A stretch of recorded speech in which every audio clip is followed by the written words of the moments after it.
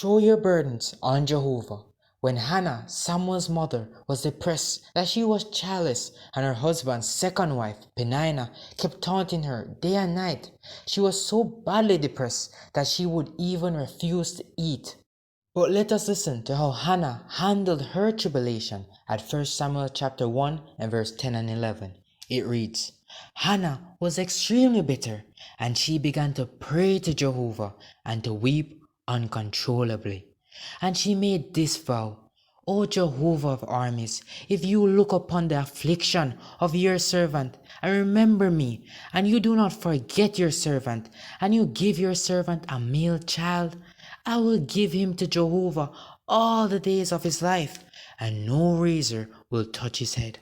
So Hannah, feeling extremely bitter, went to Jehovah in prayer and poured out all her heart to him. Now, let us listen to what the high priest Eli said to her afterwards in verse 17 and 18.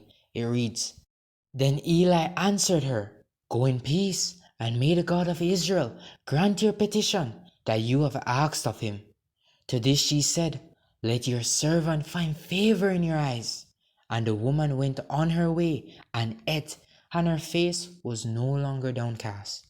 So after pouring out her heart to Jehovah the true God, Hannah's spirit was lifted, and her face was no longer saddened.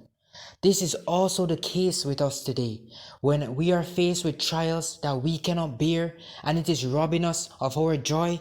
Let us never hesitate to pour our hearts out to Jehovah the true God in prayer, just as King David wrote at Psalm chapter 55 and verse 22. It reads, Throw your burden on Jehovah, and he will sustain you. Never will he allow the righteous one to fall.